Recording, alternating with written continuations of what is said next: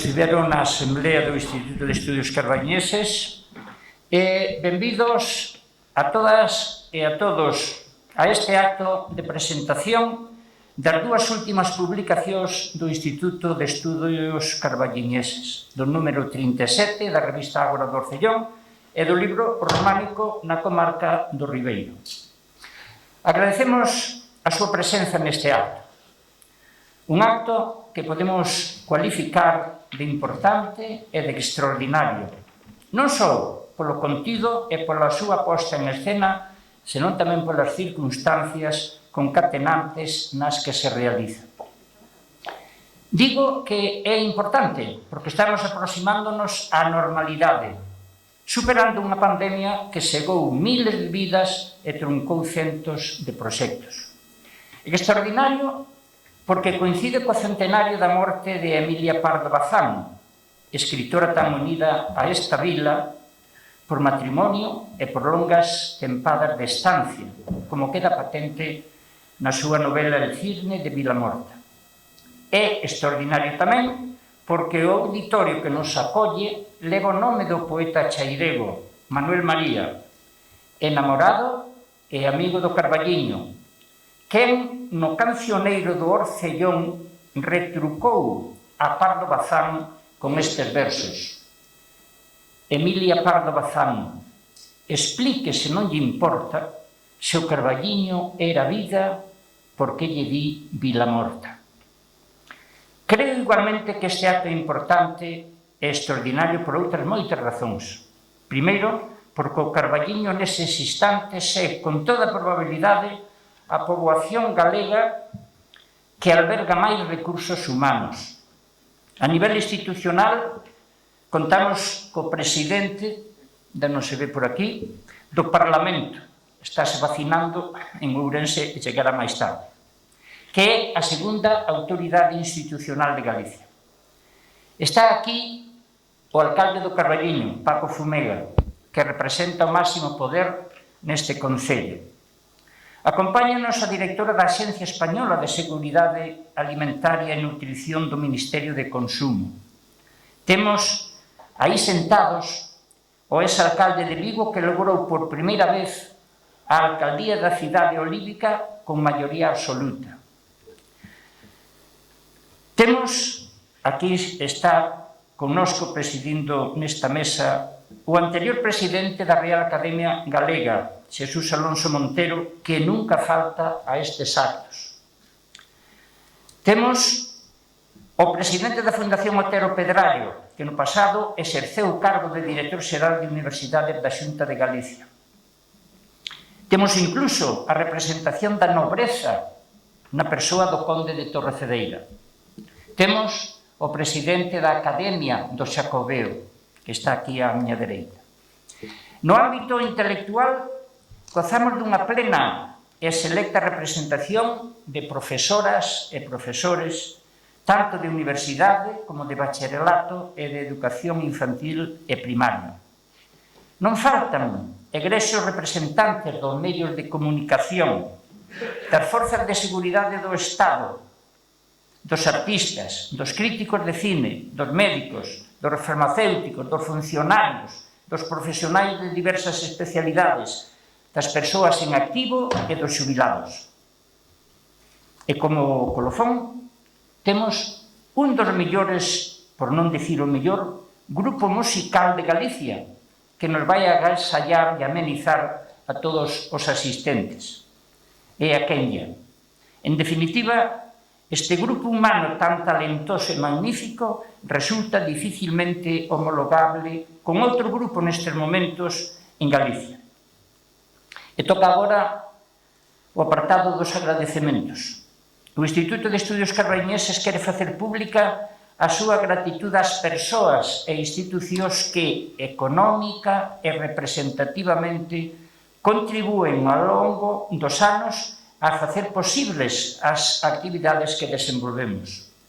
Grazas, pois, ao Concello do Carballiño, de forma especial ao seu alcalde, Paco Fumega, e ao Concelleiro de Cultura, Diego Fernández, por implicarse directamente no noso labor e traballo, así como por incluirnos no programa cultural deste mes de maio dedicado a homenaxear a figura de Emilia Pardo Bazán. Precisamente quero agradecer, Paco, a publicación do Cisne de Vilamorta, que ademais tiveches o detalle de agasallar o Instituto con 30 exemplares.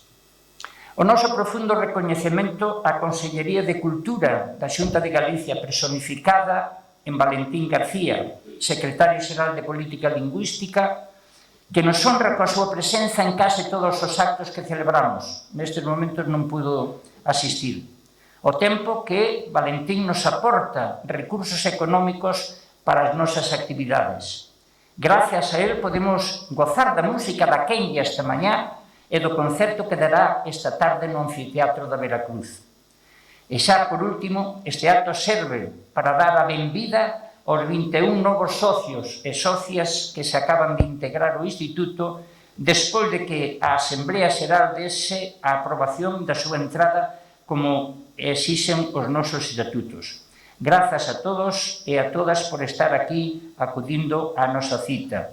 E quero que a continuación fagamos un minuto de silencio polo falecemento da nosa conveciña María Teresa Miras Portugal e pola nai do noso alcalde.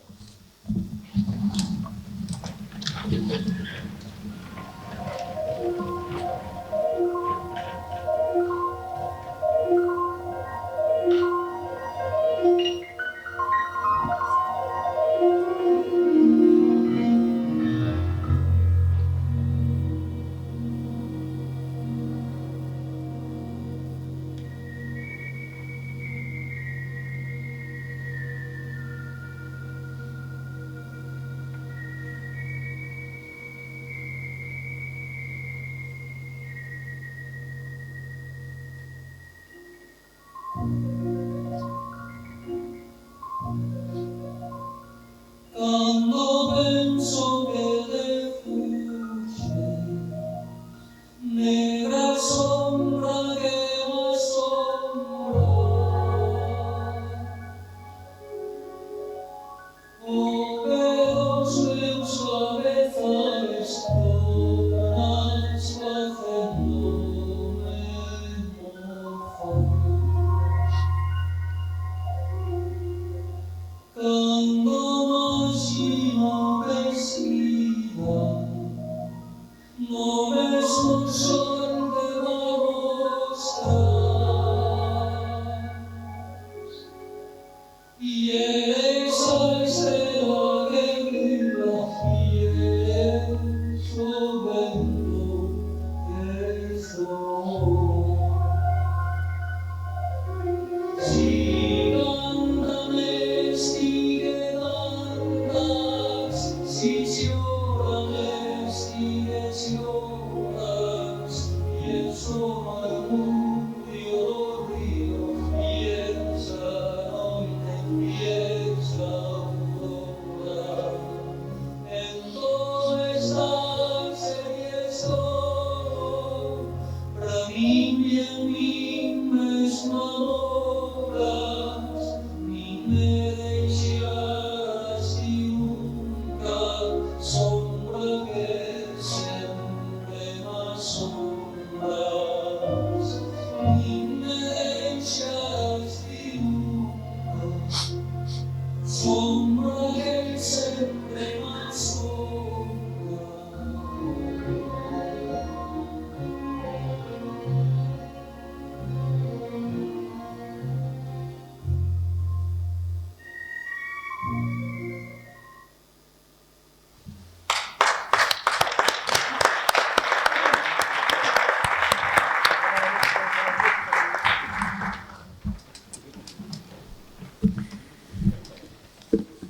Ben, pois, de seguido, empezamos co acto de entrega da revista Ágora do Orcellón e do libro románico na comarca do Ribeiro.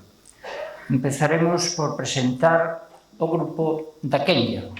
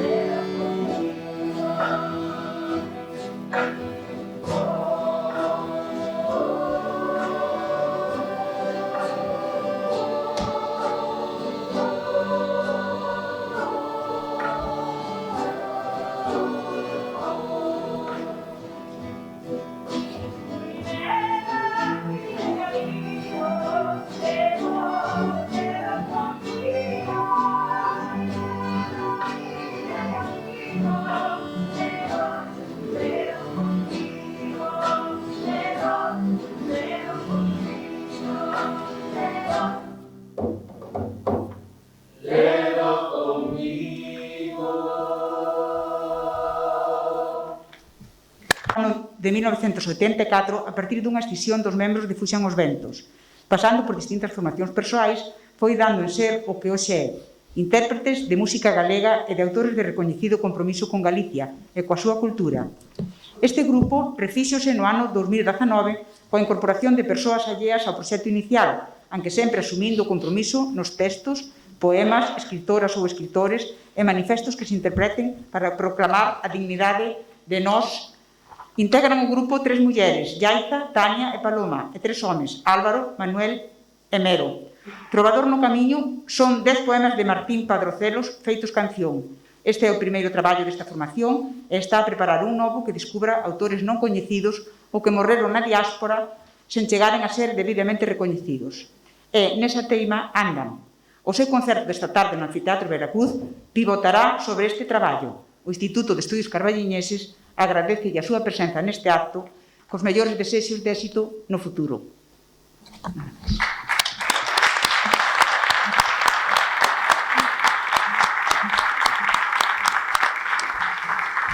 Bueno, empezamos a presentación do libro ou da revista Ágora do Orcellón ca intervención dos colaboradores que están aquí presentes. O primeiro que ten que intervir pois é o autor da portada, Antón Pulido.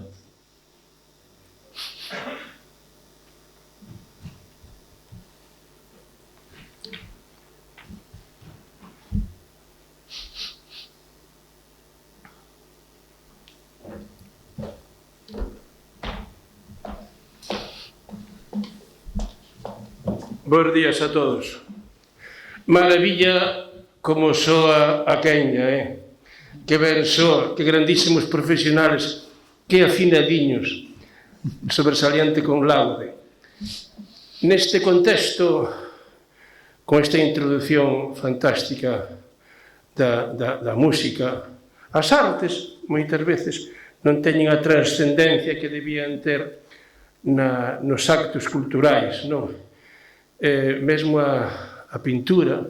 Outro día estuve vendo a exposición da xeración Nós como en Xardín, ali en Ourense, chamou moitísimo a atención a dignidade que ten a plástica na revista da xeración Nós. Que quere dicir iso? Que ali hai unha serie de obras artísticas que non van acompañando a unha novela, non van acompañando un poema, non, teñen entidade por si mesmas. Unha maternidade de Colmeiro, preciosa, que está ali exposta a Carboncillo, pois é unha maternidade. É unha nai, e moitas veces dice máis esa nai que un poema ou 4 ou 5 páxinas de literatura falando sobre a nai. Tamén teremos que ir incorporando, querido Moleiro, que pintores pois fagan unha páxina, cada unha páxina, que vai introducindo páxinas dentro da revista como parte integrante da revista, como se fose un poema, pois é unha que non teña relación con nada, non ten por que ter relación con nada, non? 37 portadas xa, 37 portadas parece que foi onte, onde vamos colaborando. Hoxe puxen este camiñante camiño vermello, do camiño vermello sale un home vermello, arriba vese lúas vermellas, non? Un pintor non debe de falar, non debe de explicar nunca a súa obra. Iso xa sabía moi ben Nonel, o gran pintor catalán, cando lle preguntaban ou lle pedían que explicase a súa obra, sempre dicía, yo pinto e pronto, yo pinto, e basta, non teño que explicar. Ademais, non se dan as circunstancias de que cando vai unha exposición e lle gusta a exposición hasta que ven o pintor e lle explica. Cando lle empeza a explicar a exposición, xa moitas veces xa non lle gusta tanto, non? Porque o mundo da arte pois, é un mundo universal e cada un ve aquí, pois hai 50.000 pensamentos, versións, soedades, é un dos meus camiñantes. Eu teño moitos camiñantes. Por certo, hai un camiñante que camiño amarelo, camiñante amarelo, que eu puxen fai pouco en Facebook e non o quixeron poñer en Facebook. Dixeron, non, isto é tal, pois non tiene permiso para poner este camiñante amarelo. Deberon pensar que era un suicida ou que era un asesino, ou que non é, non. Os meus camiñantes non son nin suicidas, nin asesinos. Son camiñantes que van hacia lo, van ao traballo, van hacia o futuro, hacia a lonxanía, e van fortes e sempre van moitas veces derreados. Decía Otero Pedrallo nunha introducción que me fixera a min, os homes e as mulleres en Galicia son homes e mulleres de bons días e adeus. Tu cando ves un home ven do campo, pois diche adeus, diche bons días, xa non ten ganas, nin tempo, nin folgos para pararse e botar un conto contigo. Pois iso son os camiñantes que eu gosto de representar. E teño moitos homes, home no camiño, home dormindo a sesta, teño homes tolos nas fiestras, mismo homes no abismo, non? O tema do abismo tamén me gusta moito. Por certo, o abismo tamén teño tido problemas en Instagram, porque tampouco me meten o home no abismo. E fai pouco pedironme permiso para poñer o home do abismo nunha película que se titulaba El suicida, dixo, de ninguna maneira. Isto non pode enfocar esa película. Isto é un home que está no abismo, pero mirando o abismo de como solucionar os problemas, como encarlle o dente aos problemas que, sobre todo neste tempo, son tan grandes e tan difíciles, non? Ten Borges unha frase que a mí me encanta, que dice: somos un abismo dentro de outro abismo. Moitas gracias e felicidades, Avelino, por esta fermosísima revista.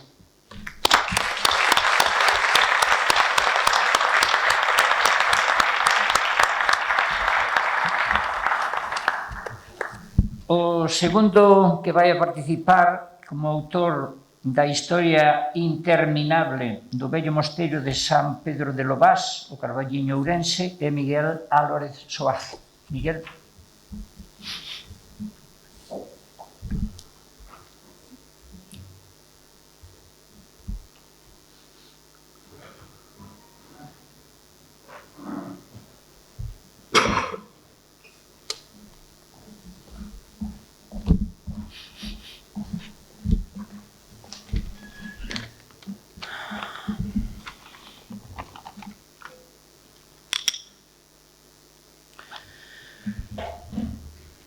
Ben, hola, bons días.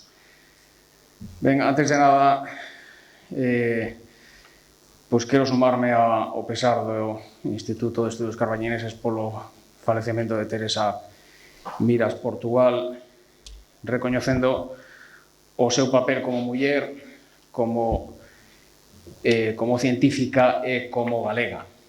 Ben, hai un ano a Asociación Hispana Nostra, no seu traballo de dar a coñecer e protexer o patrimonio cultural e natural español, que está en abandono ou en perigo de desaparición, incluiu na súa lista vermella a igrexa e mosteiro de San Pedro de Lobás, na vila de Mosteiro, no concello de O Carballiño. A lista está elaborado baixo unha supervisión dunha comisión científica formada por especialistas na materia e, polo tanto, os criterios para incluir un monumento son perfectamente válidos, perfectamente sólidos. Que o mosteiro de San Pedro de Lobás? Pois foi un mosteiro de monxas vieitas na Idade Media, activo entre os séculos XI e XIII, aínda que perviviu ata o ano 1499, ano en que desapareceu como mosteiro independente, sendo transferidos os seus bens ao mosteiro compostelán de San Paio de Antealtares, como a parte do proceso de reforma dos mosteiros vieitos en Galicia e refundación nun só mosteiro de todas aquelas pequenas casas espalladas pola nosa xeografía lugares onde, en xeral, a vida religiosa e o espírito vieito eran prácticamente inexistentes. Aqueles pequenos mosteiros quedaron como simples prioratos hasta a desamortización do século XIX. Poucos restos se conservan do conxunto orixinal medieval de Lobás, pero aínda amosa unha igrexa románica con interesantes elementos arquitectónicos, mentras que do resto do mosteiro conserva parte do edificio, pero en moi mal estado, quedando en pé só as paredes do que antes era un edificio de estructura pacega, todo elo declarado ben de interese cultural. A historia interminable. Hai 25 anos, máis ou menos, xa a Xunta de Galicia anunciou o interese en recuperar e restaurar os restos conservados, pero aínda no ano 2010 se plantexaba dende Carballiño procurar unha serie de axudas para acadar a súa rehabilitación. A falta dun proxecto consolidado e solvente para solicitar axudas e subvencións concedidas polo Ministerio de Fomento provocou a parálise da iniciativa. Anos máis tarde, e por iniciativa particular dunha empresaria local, houve un novo intento de rehabilitar o conxunto monástico, pero, de novo, o intento non saiu adiante, como tampouco outras iniciativas posteriores. Finalmente, en 2018, o Conselleiro de Cultura e Turismo da Xunta de Galicia visitara Lobás co obxectivo de retomar o proxecto de rehabilitación para o que, en breve, darían un primeiro paso para rematar coa asignatura pendente. Entón, o diario La Voz de Galicia describiu entón este caso como o da historia interminable. E tan interminable foi que, a día de hoxe, o conxunto continúa en ruína e baixo un estado xeral de abandono. Que podemos esperar do futuro? Pois entendo que non só sería necesaria a rehabilitación do edificio, da igrexa, senón sería necesario atopar unha función de utilidade pública clara e ben definida para o todo o conxunto.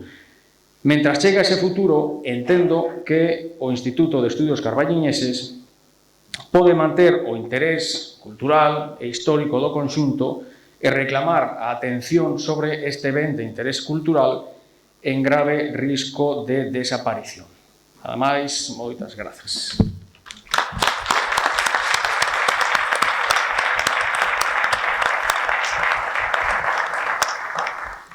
O artigo seguinte é de Estanislao Fernández de la Cigoña, Igrexa de Refugio Sagrado no Concello do Carballiño. Stanis.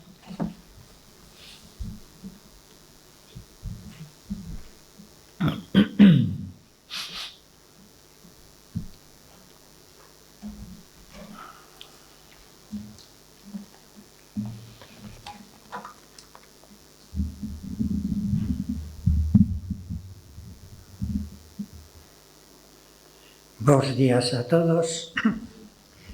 Vou vos contar unha historia difícil de creer no momento presente. Fálase das igrexas que no Carballiño, en Ourense e no resto de Galicia tiñan a misión de protexer aos foracidos. E se chaman iglesias de refugio e sagrado. En Carballiño, das 16 parroquias que ten, atopamos 4 que no tímpano da porta principal ou na samba da dereita desa mesma porta ten gravada esa expresión. Falamos, por exemplo, de Longoseiro, da Ponteveira, de Seoane e outra máis que en este momento non me lembro. E de que tempo estamos a falar? Pois prácticamente do entronte, porque a epígrafe que ten gravada leva data 1773, Por lo tanto, nese tempo, o bispo de Ourense, un tal Franco Aronza, se preocupou de que aquelas igrexas que realmente tivesen esa misión o ostentasen públicamente e que todo refugiado, cando se achegase ao Carballiño, atopasen calquera dos camiños que veñen cara a cá unha igrexa donde poder atopar a cubillo. E cal era a intención da igrexa cando fixo estes refugios? Pois basicamente eran tres os motivos. Uno, podemos decir que era a compaixón por los delincuentes, pobriños eles. Agora nos preocupamos das vítimas, non dos que ofenden. En segundo lugar, a posibilidade de que se pudesen enmendar, é dicir, cometeron un pecado, pero poden non repetilo. Por lo tanto, imos axudarles. E en terceiro lugar, podemos decir que a defensa da Igrexa polo respeto que merece. É dicir, non poden entrar aquí as forzas de orden público disparando tiros, porque a Iglesia é un lugar de paz. Estes foron os tres motivos principais. E podemos decir ou pensar por que a Igrexa fixo estes refugios. Porque como entidade, a Igrexa, ou como país, a Santa Sé tiene embajadas, nunciaturas que se di, pero non teñen consulados.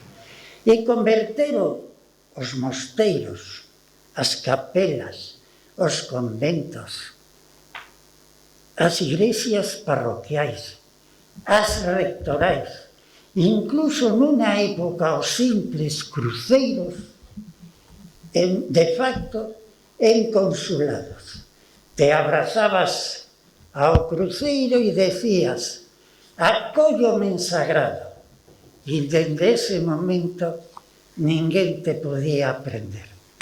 Pero claro, a Igrexa o que menos quería era ter chea de xente a fonda, é dicir, pagado o hotel e pagada a comida.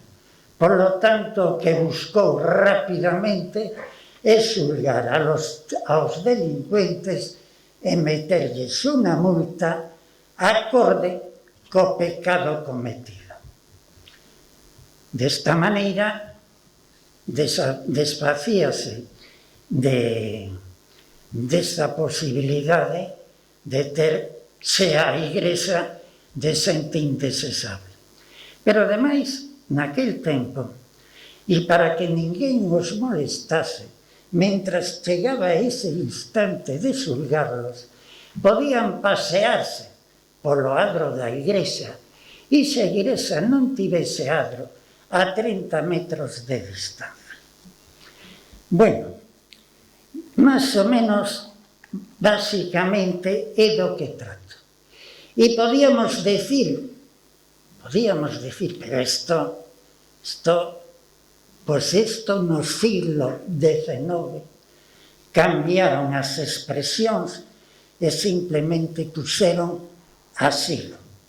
Entón agora topamos igrexas de refugio e sagrado e igrexas de simplemente con a expresión de asilo, que parece menos contundente.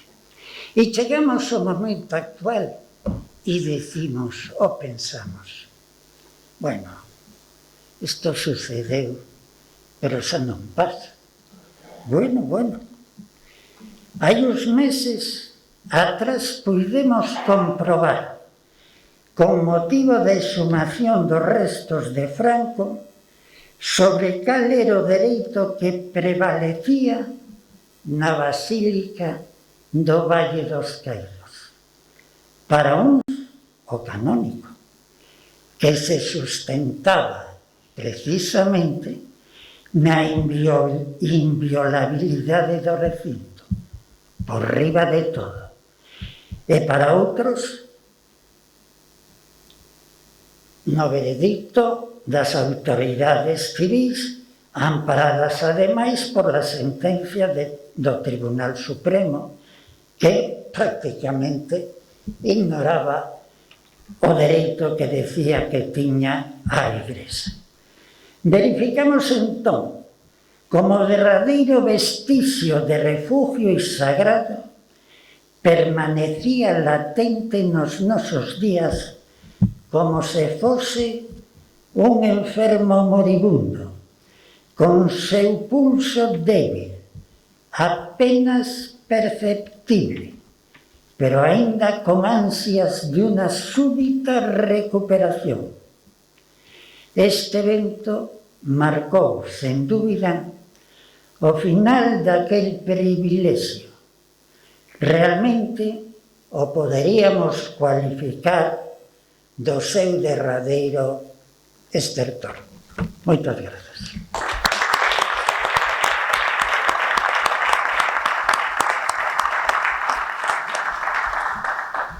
Ben, anda por aí Miguel Anxo Fernández, que tiña Miguel Anxo. Ben, baixa. Pero para que queres a revista?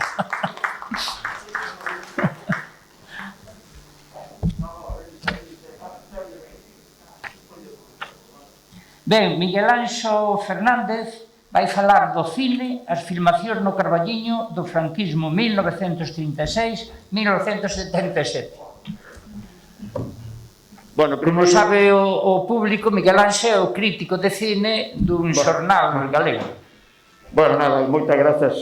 Acabo de chegar realmente e me pillas un pouco de sorpresa, non? Bueno, vamos a ver. O primeiro, evidentemente, saludar a todos. Segundo, felicitar ao Instituto de Estudios Carballiñeses por este acto e polo labor que están a facer, obviamente, e depois tamén agradecer a Abelino Muleiro e ao seu equipo que tuveran contado comigo para este pequeno ensaio, este pequeno artigo, que é un pouco na liña de memoria histórica. Recuperar un pouquiño a memoria do cine no Carballiño, non? As filmacións, sobre todo as filmacións que se fixeron durante o franquismo. Hai algunha sorprendente, hai algunha filmación que arranca da época da República, Antonio Román, por exemplo, unha filmación de 16 milímetros, moi breve, que son as primeiras imaxes filmadas que hai sobre o Carballiño, debe ser de 1930, el chamoulle filmación familiar, e despois unha serie de rodaxes, como por exemplo a posibilidade, vamos a ver na película, non é reconocible, pero sí de que Cotolai, aquela produción de José Antonio Neves Conde, que é, digamos, a primeira película, ou a película singular do mito xacobeo levado ao cine, o cine español, cando se levantou no mosteiro de Melón a fachada da Catedral de Santiago no século XII a escala real, que, por certo, unha anécdota, non? Que deu moito traballo a toda a comarca do Ribeiro, a máis do Carballiño, ferreterías e madeireiras do Carballiño deixaron moito tornillo, moito clavo, non? E moita madeira para construirse decorado. En fin, en todo caso, trátase de eso. Eu sei que é unha intervención breve, evidentemente o artigo, con lelo basta, é unha especie de desenvolvemento, están aparecendo cada vez máis cousas, é verdad. Hai a posibilidade tamén de que o propio Antonio Román filmara unha secuencia, el dixo que unha escena de La Casa de la Lluvia, que é unha das mellores adaptacións do cine español, sobre unha novela de Venceslao Fernández Flórez, que hai unha posibilidade de que se tomara no Carballiño. El dixo que é no Carballiño, pero na película non o damos identificado.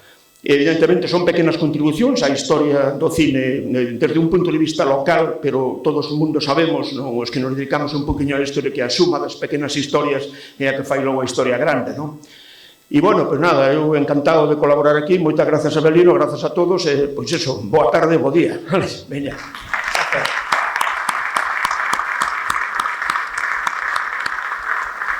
Miguel Anxo.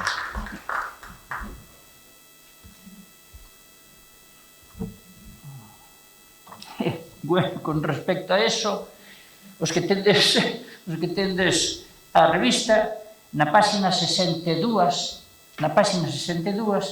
aparece aí un rapaz, un cativo, ese son eu.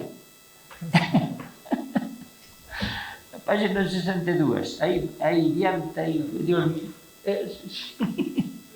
Bueno, o seguinte colaborador é Emilio Fernández, que escribe sobre estafas e timos. Emilio.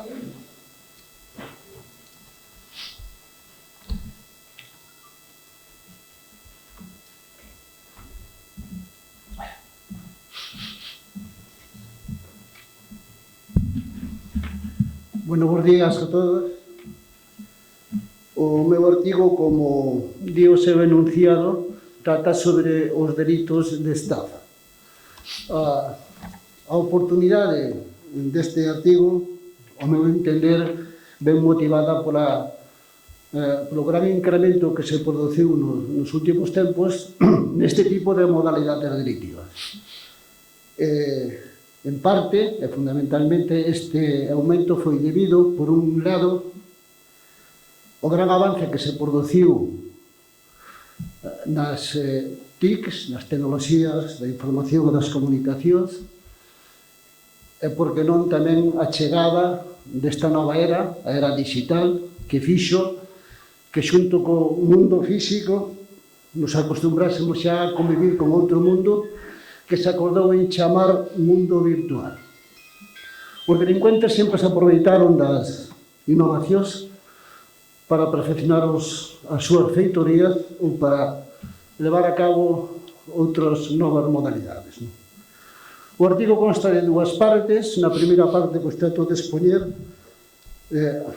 a modo de exemplo, porque a casuística é moi numerosa, e entón o que fago é expoñeros aqueles casos que considero que se dan con máis frecuencia. Moitos son conocidos por todos, e outros menos conocidos, pero en calquer caso que son moitas as persoas que se ven afectadas pola súa comisión. Nombro entre estas diversas modalidades pois as estafas que se producen a través da compra de bens inmobles, a estafa conocida como a do Nazareno. Gustaríame expoñer en que consisten, ainda que fose brevemente, todas elas, pero o tempo non o permite, non?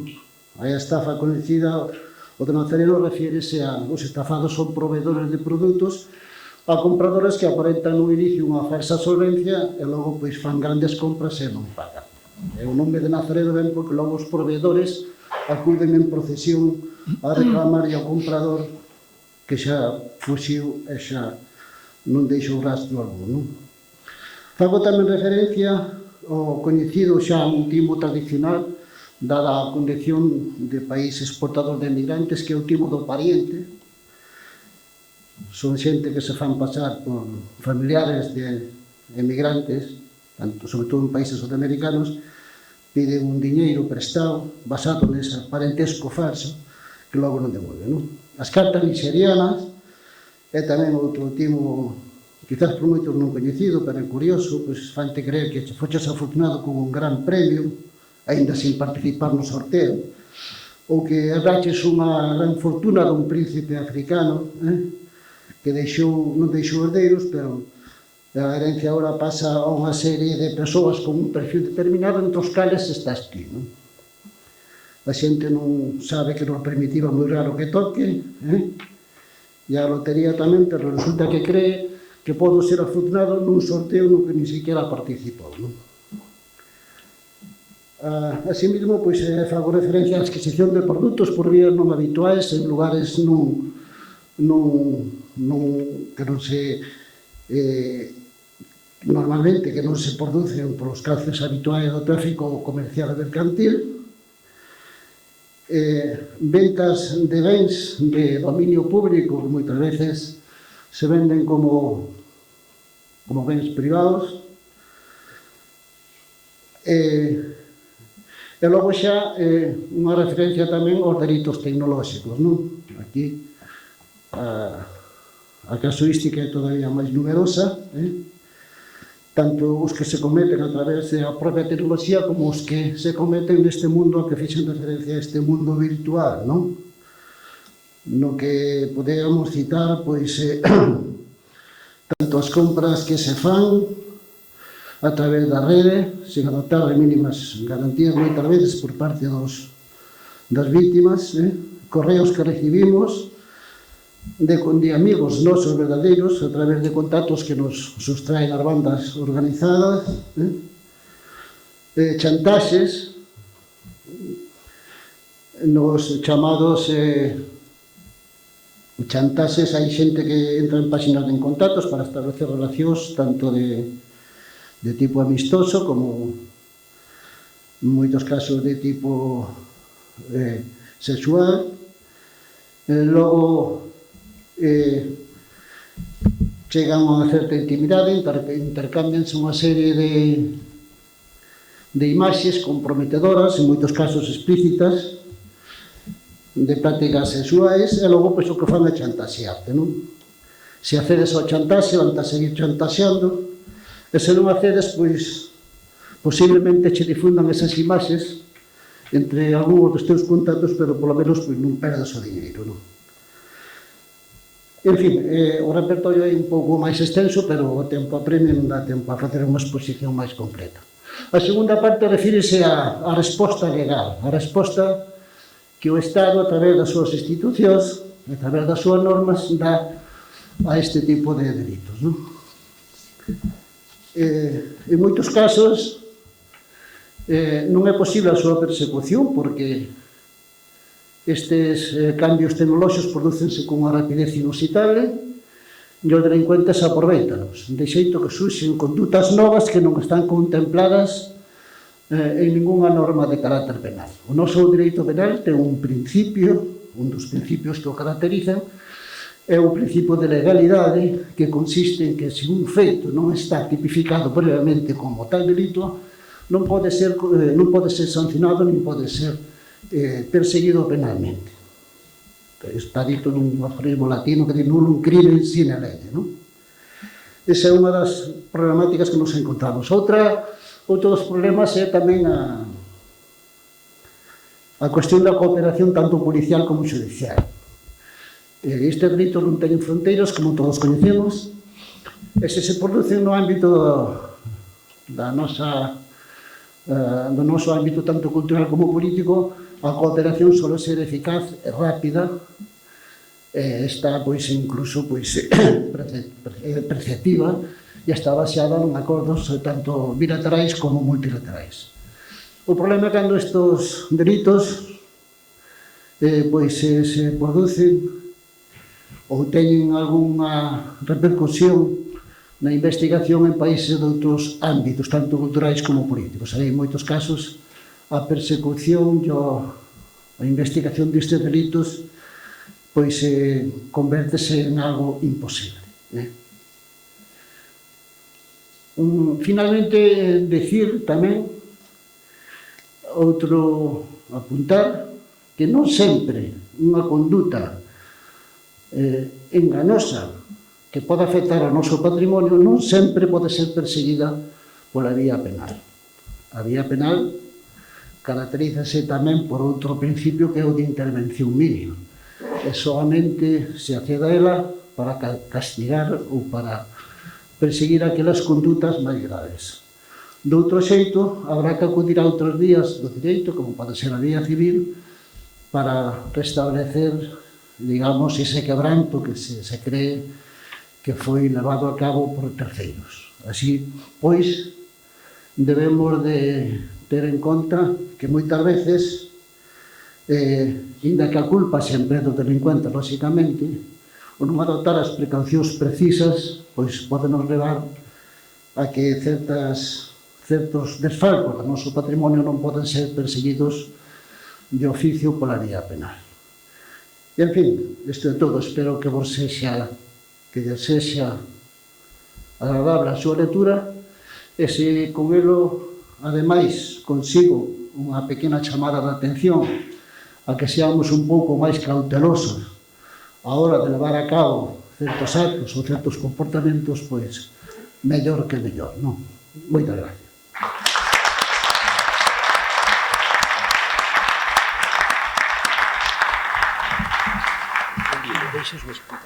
Sí, sí, claro.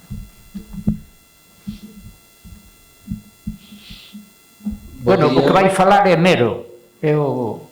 Hola, bo día.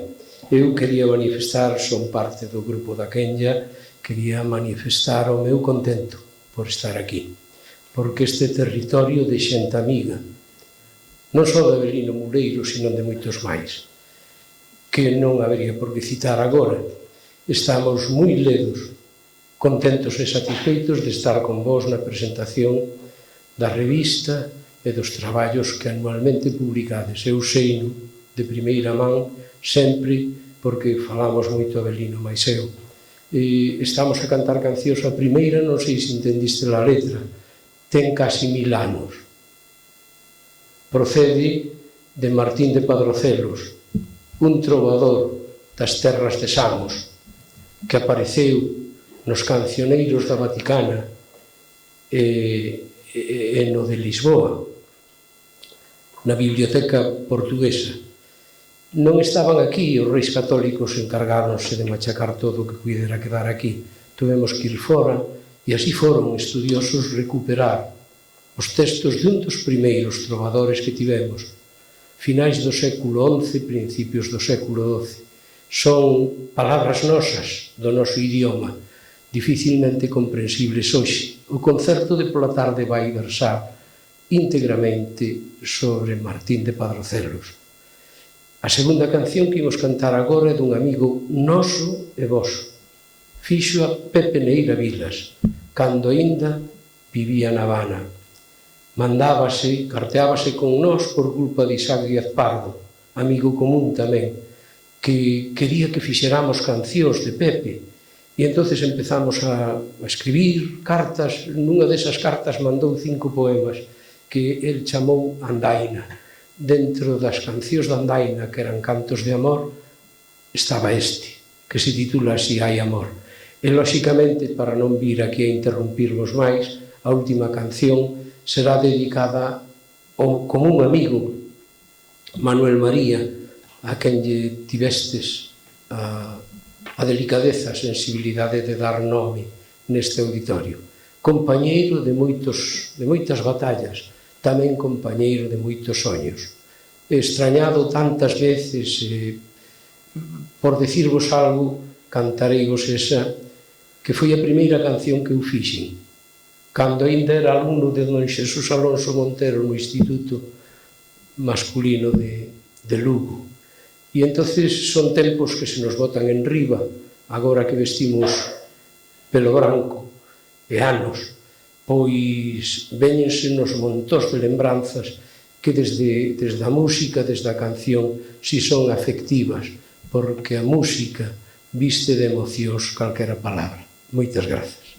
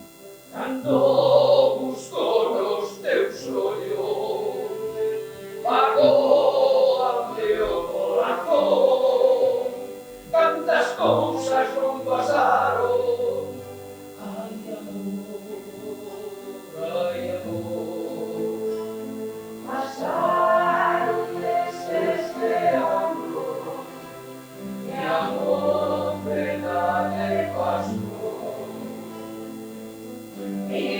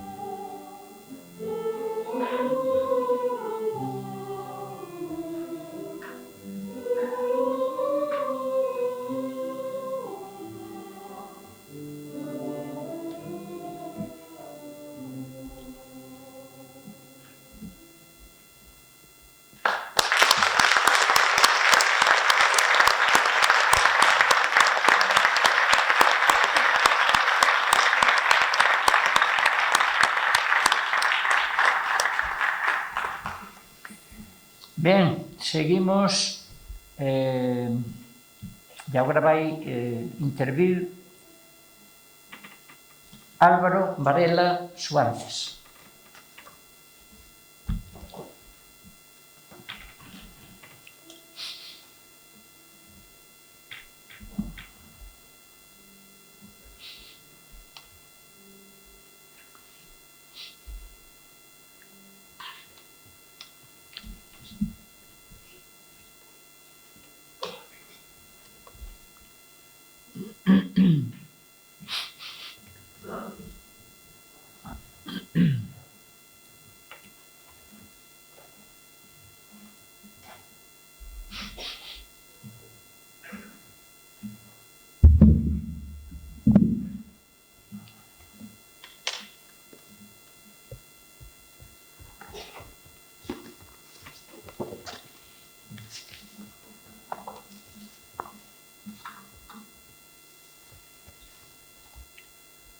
Ola, bos días. Quero, antes de nada, comezar as miñas palabras aludindo a dúas persoas aquí presentes que ocupan un lugar principal. O primeiro é Avelino Muleiro, verdadeiro factotum deste Instituto de Estudos Carballineses e da súa revista agora Dorcellón. A súa constancia e o seu proverbial entusiasmo fixo posible este acontecemento cultural encetado hai xa 3 décadas. Agradézolle a Avelino, con quen compartín durante máis de 20 anos o centro de traballo no noso querido instituto de tan ditoso nome, Alexandre Bóveda, e con quen comparto amizade dende máis anos aínda, a súa generosidade por abrirme as amplas portas deste instituto e desta magnífica revista. A outra persoa a que quero referirme agora é un home moi presente na miña vida dende que o coñecín hai case 50 anos, tamén nun centro de ensino. Neste caso, no sempre lembrado por min e por el, o Instituto Masculino de Lugo. Como xa se darían conta, estoume a referir de don Xesús Alonso Montero. Profesor meu naquel centro e de quen aprendín tantas e tantas cousas, moi especialmente da nosa historia cultural, literaria e lingüística galegas e tamén das castelás. É don Xesús, dende hai xa moito tempo, amigo, querido e admirado, honra grande da que me sinto tan orgulloso.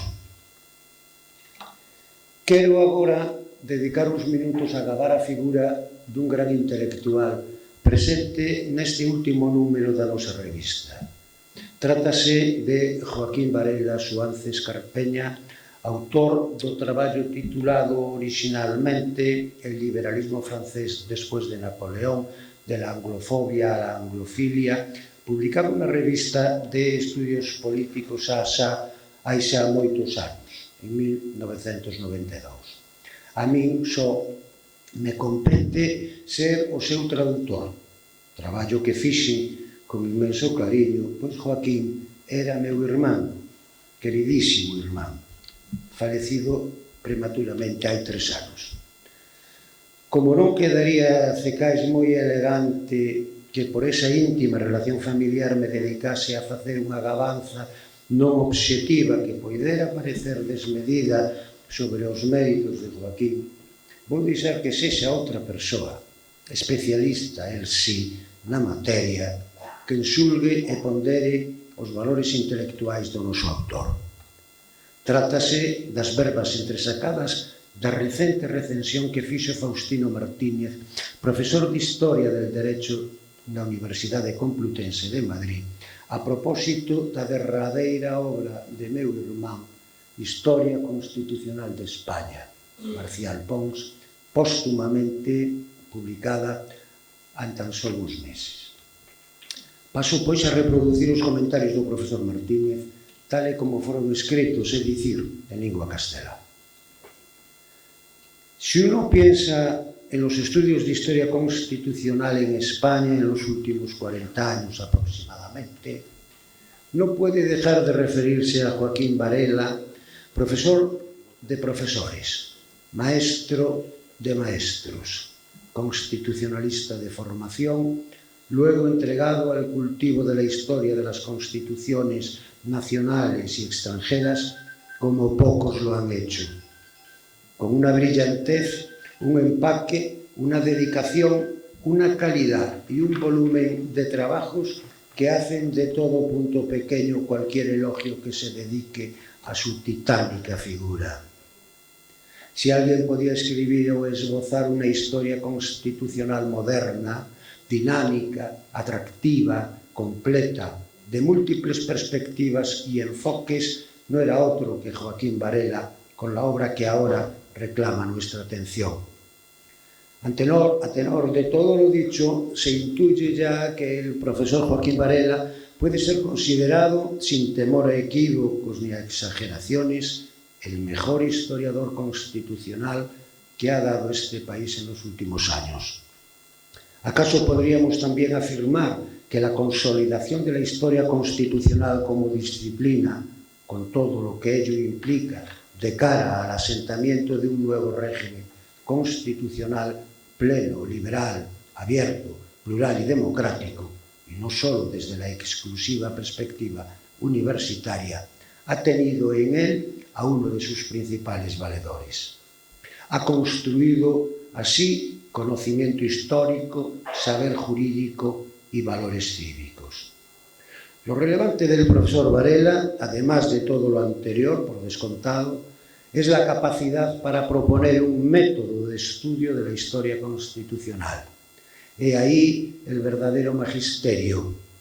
Eso es lo más importante y excelso del texto y lo que, como tal, merece una reflexión un poco más en detalle. Ahí está, sin lugar a dudas, su mayor acierto como investigador. No solamente investigar mucho y bien, sino proponer un método para lograr unos resultados espectaculares, certeros, aproximados a la verdad histórica. Un método susceptible de ser compartido y difundido, exitoso, generador él mismo de más trabajos propios o ajenos.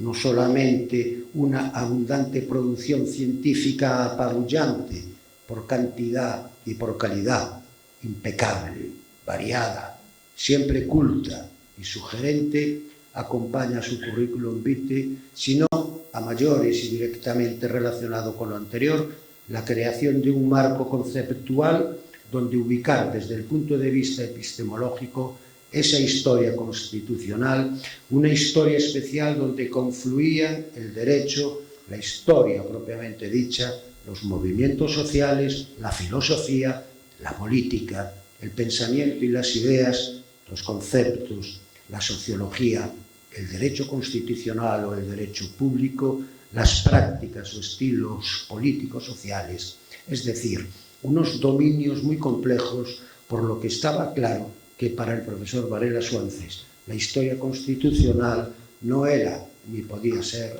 una sola historia de simples textos constitucionales.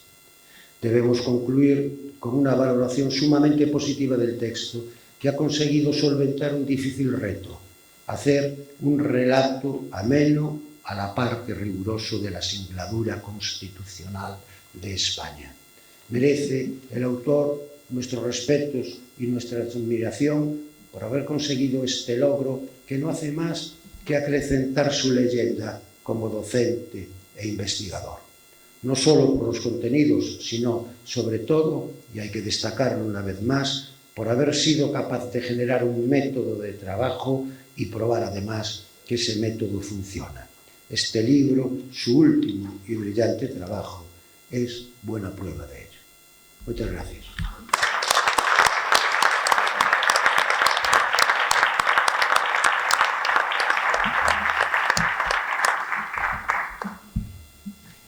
Bien, a continuación tería que expoñer aí o seu artigo Amparo Alonso Betanzos, que é catedrática da Universidade de Coruña da Inteligencia Artificial, José Luis Verdegai, catedrático de Inteligencia Artificial na Universidade de Granada, pero claro, facelos vir aquí para falar hai 5 minutos, pois non, parece que non.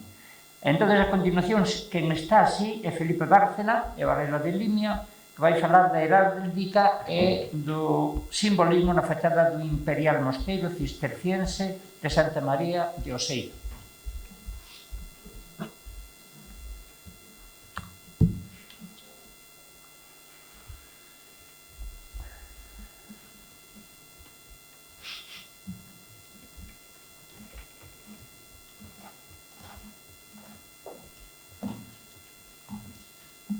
Bos días. Contaxiado pola preocupación de noso presidente, porque non faláramos moito tempo, decidí escribir aquí un resumen, unha miña exposición. E vou falar dun aspecto do mosteiro de Oseira, que é a calidade imperial do mosteiro de Oseira. Deste aspecto vou falar. E entón, a mostra desa calidade imperial é a águia bicéfala. Entón, a águia bicéfala, ou sexa, con dúas cabezas e as alas extendidas como en boca. O águia eployer é un símbolo antigo, moi antigo, tanto que xa fora empregado polos sumerios e hititas, como símbolo de poder hai máis de 4.000 anos. Voltando á nosa civilización, o primeiro persoeiro de que se ten noticias de que adoptara a águia bicéfala como símbolo do seu imperio, posiblemente influenciado pola cultura oriental, foi Constantino o Grande, primeiro emperador romano de Oriente. A águia romana, bello símbolo dese imperio e das súas lexións, foi transformada en bicéfala co significado dun único imperio, pero con dúas capitais ou cabezas distintas, Constantinopla e Roma. Os bizantinos, herdeiros do Imperio Romano de Oriente, adoptaron a águia bicéfala como símbolo heráldico do seu imperio. É curioso, pero na Sé Vella de Coimbra pódese contemplar un sepulcro do século XIV pertencente á princesa bizantina, dona Betasa Láscaris, con seu frontal adornado por 3 águias bicéfalas. É de sinalar que esta dona Betasa formara parte do séquito de dona Isabel de Aragón, posterior raíña de Portugal e posterior Santa Isabel. A mediados do século XIII, Federico II adoptou a águia bicéfala como símbolo do Sacro Imperio Romano Xermánico. Posteriormente, no século XV, Iván III Grande, príncipe de Moscú, adoptou a águia bicéfala como símbolo de Rusia, tras o seu casamento coa princesa bizantina Sofía Paleóloga, sobrinha do último emperador bizantino.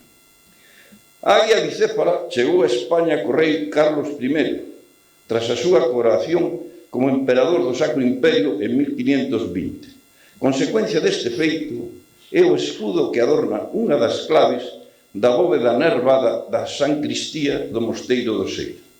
A partir desta data, a águia bicéfala imperial substitúe a águia de San Xoán nos escudos reais de España, o que puxo de manifesto a preponderancia da primeira frente a segunda. Este feito non debeu pasar desapercibido para os monxes do Seira, decatándose de que o mosteiro tiña unha orixe imperial, xa que fora fundado polo noso emperador Alfonso VII, Totius Hispaniae Imperator, e digo noso porque o emperador era galego como a nós, xa que nacera no ano 1105 en Caldas de Reis, fillo da raíña doña Urraca I de León e do conde Raimundo de Borgoña.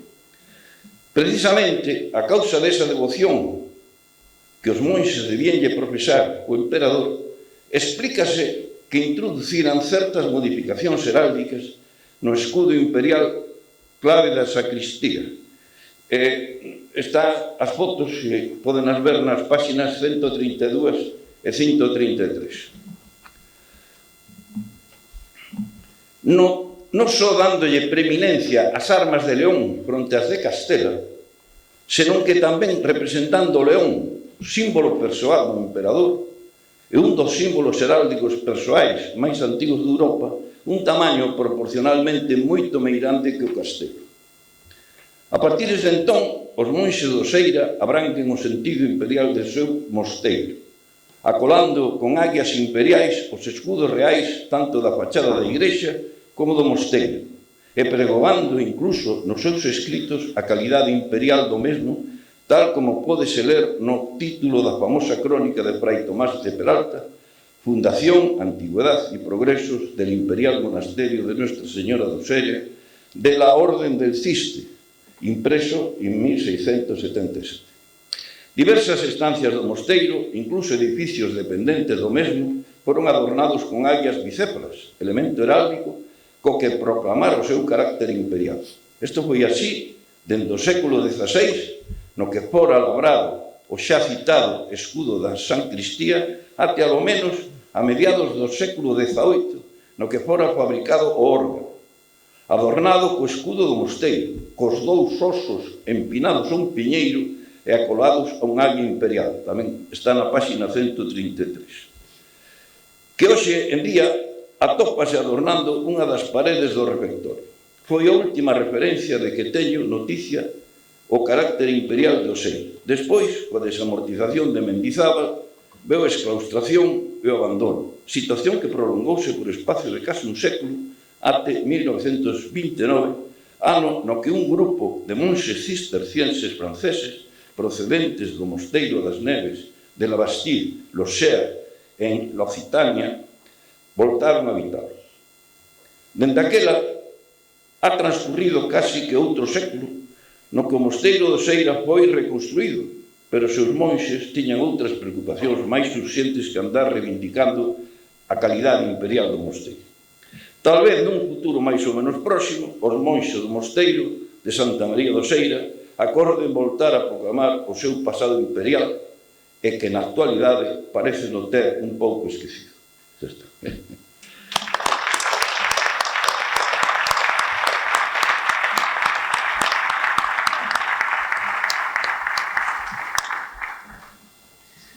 Ben, a continuación, Patricia Arias Chachero.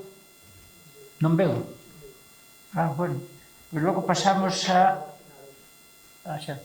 Xesús Palmou, que é o presidente da Academia Xacobea, que vai falar sobre, pois é, un camiño xacobeo.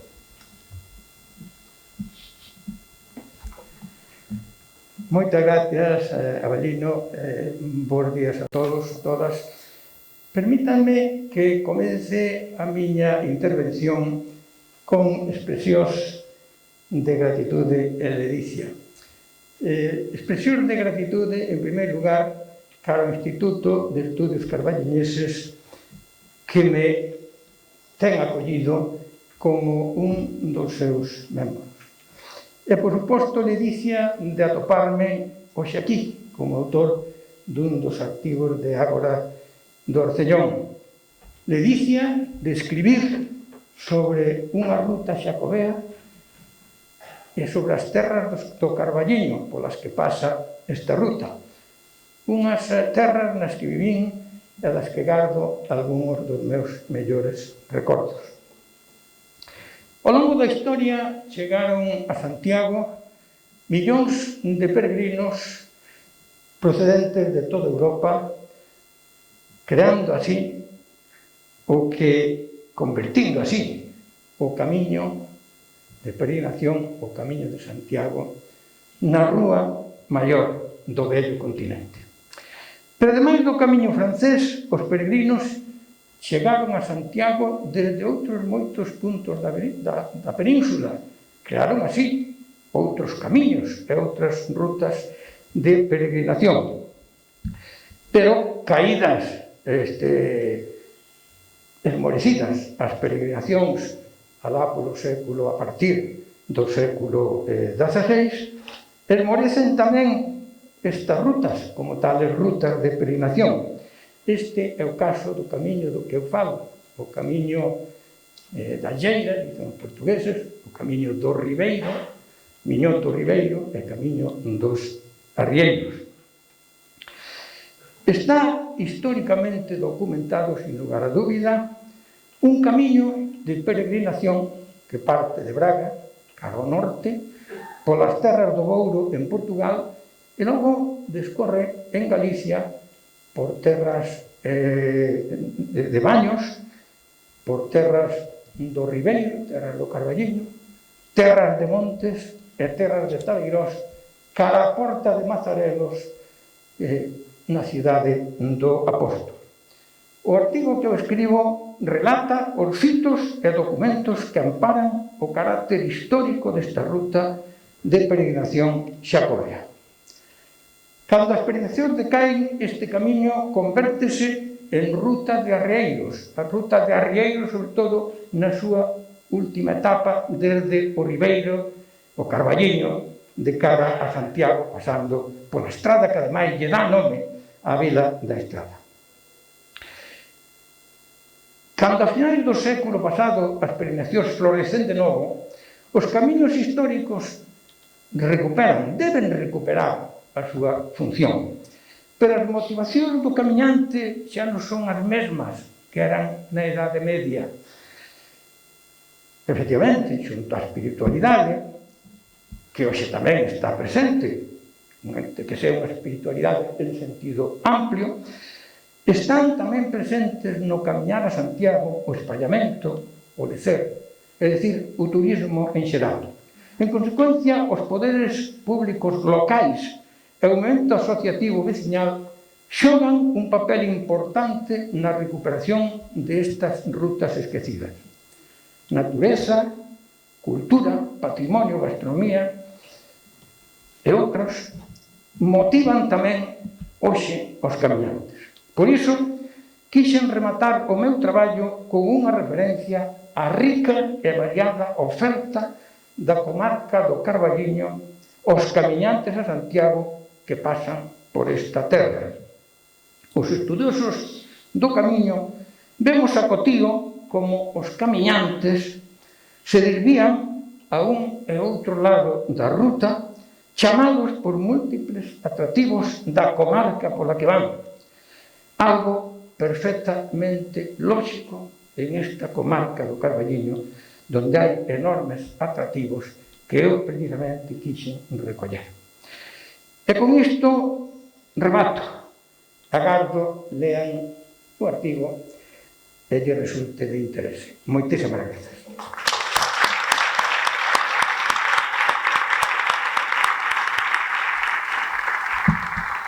Bueno, para rematar a revista, pois intervendo en Xesús Alonso Montero.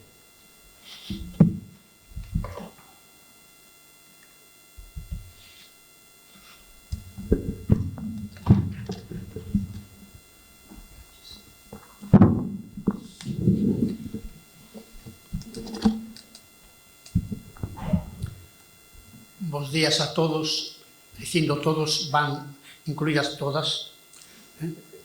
Bos días a todos.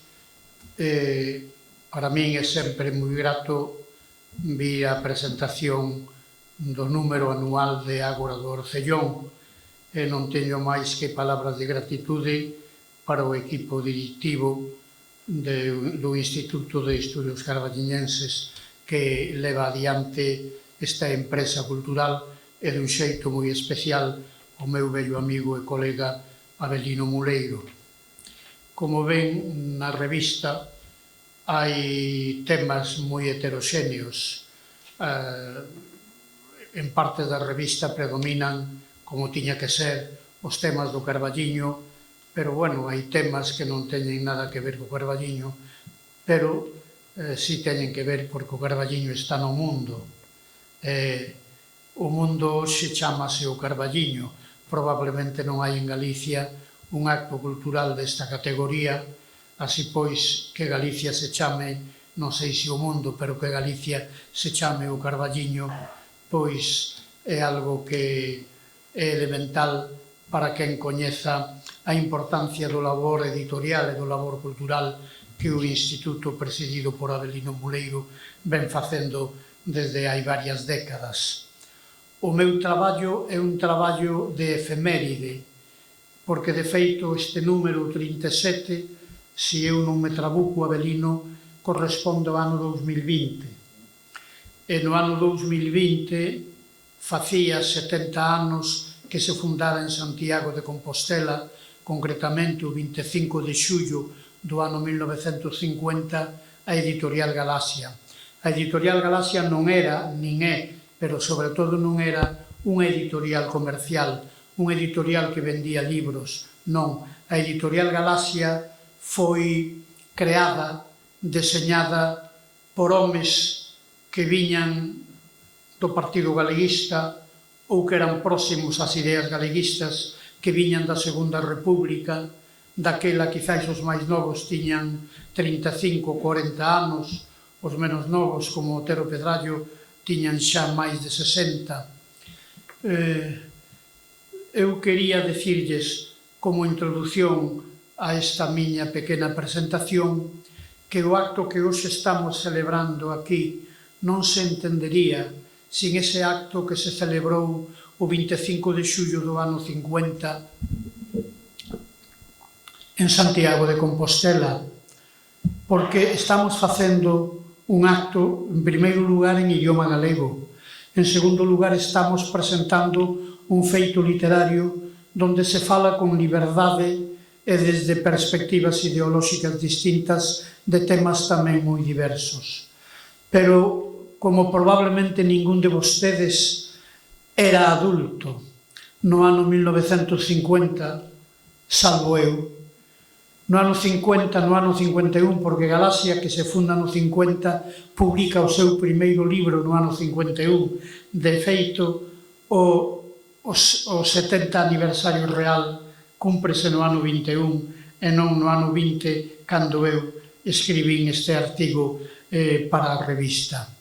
Eu daquela ia en todas as vacacións a facerlle unha visita a quen era o ideólogo da Editorial Galaxia, que a Editorial Galaxia, repito, non foi unha editorial comercial, foi un proxecto político e cultural, ou, se queren, por esta orden, cultural e político, na medida en que se podía facer algo de política en pleno franquismo, ano 50, 51, 52, 53, porque, aínda que o franquismo era unha dictadura férrea, en toda dictadura hai unhas fendas pequenas polas que un pode, ás veces, introducir unha mínima voz disconforme. Aproveitando estas fendas, aproveitando os pequenos declives que tiña o franquismo xa nesta altura, 51, 52, 53, a Editorial Galaxia fai ás veces milagres. É certo que lles prohibiron libros, é certo que o Ministerio non autorizou a editorial hasta pasado moito tempo. Autorizaban non a publicación dun determinado libro, dunha determinada revista. Pero vostedes pensen no mozo, no rapaz, pouco máis que adolescente que eu era, que non estudaba na Universidade de Santiago. Eu estudei do 48 ao 53 na Facultade de Filosofía e Letras de Madrid, que daquela chamábase Universidade Central, non Universidade Complutense. Pensen, algúns dos presentes saben moi ben, que do 50 ao 53 son o terceiro, cuarto e quinto da facultade, en que naquela universidade había 7 especialidades e eu escollín a de Filoloxía Románica. Pois este rapaz dali de Ventosela, do Ribeiro de Miño, nas vacacións do Nadal e nas vacacións de Semana Santa, sempre collía o tren en Ribadavia, facía transbordo en Redondela e ia a Santiago de Compostela a visitar a Ramón Piñeiro.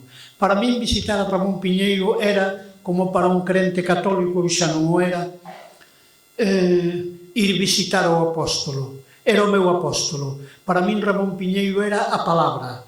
Para min Ramón Piñeiro era o pensamento crítico. Para min Ramón Piñeiro era a orientación cultural.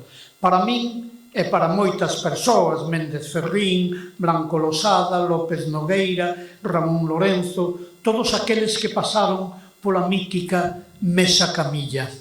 Non se entende Galicia, toda Galicia, sin a Mesa Camilla, e ali aquel Sócrates moderno, nacido en Láncara, que non tiña un título universitario, porque cando estaba estudando, finalizando case a carreira de filosofía dentro da Facultade de Filosofía e Letras en Madrid, ele está facendo actividade política desde o Partido Galeguista, que é clandestino, no ano 46, cando a xente disconforme co franquismo pensa que, recén terminada a Segunda Guerra Mundial, os que venceron o fascismo e o nazismo tamén botarán unha man para derrocar a quen fora unha variante do nazifascismo na Península Ibérica e que podemos chamar, grosso modo, o franquismo.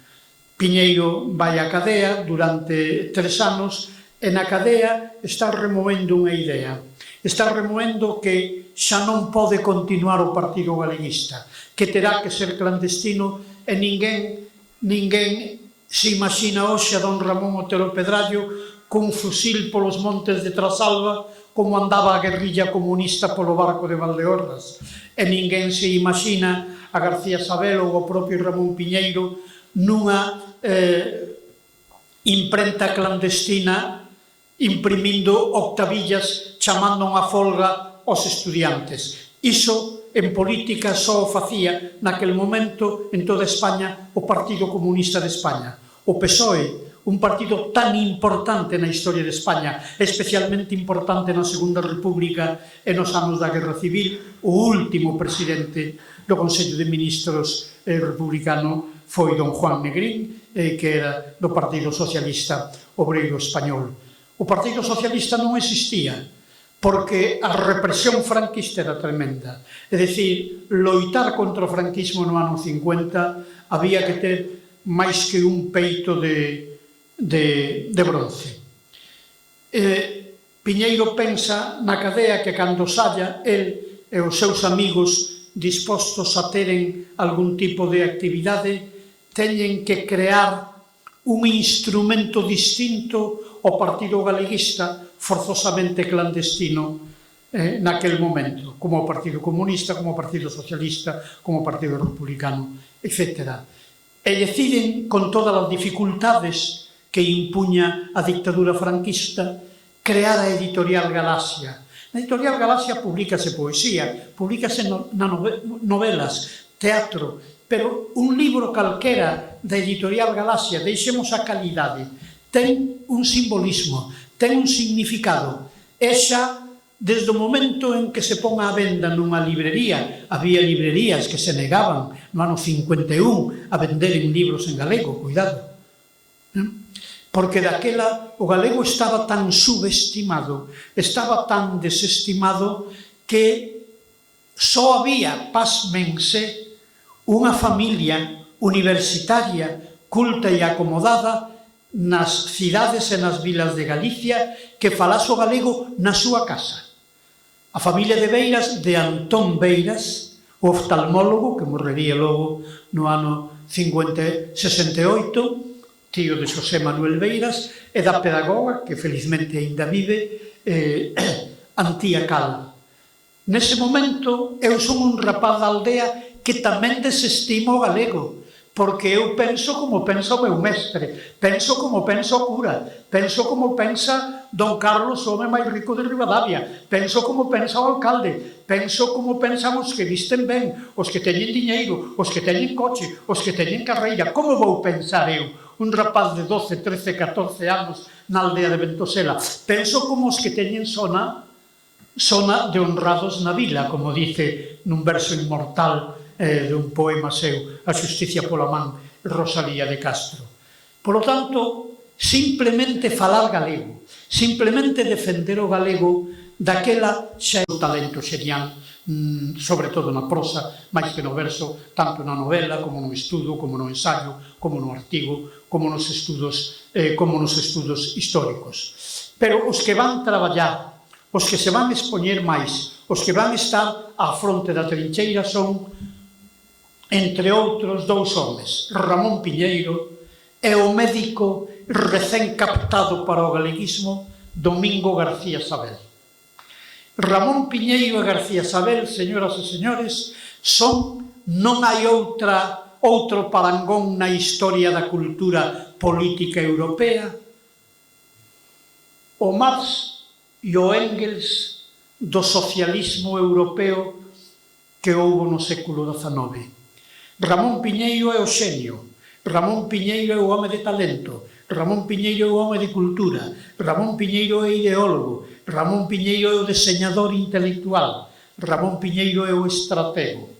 Pero Ramón Piñeiro non ten carreira, Ramón Piñeiro non é rico pola casa, a Ramón Piñeiro hai que axudarlle. Ramón Piñeiro ten un traxe, vive, eu ceei algunhas veces ali un anaco de tortilla e un café con leite, con el e coa súa muller Isabel, e sei a súa humildade, sei a súa austeridade, sei da súa abnegación.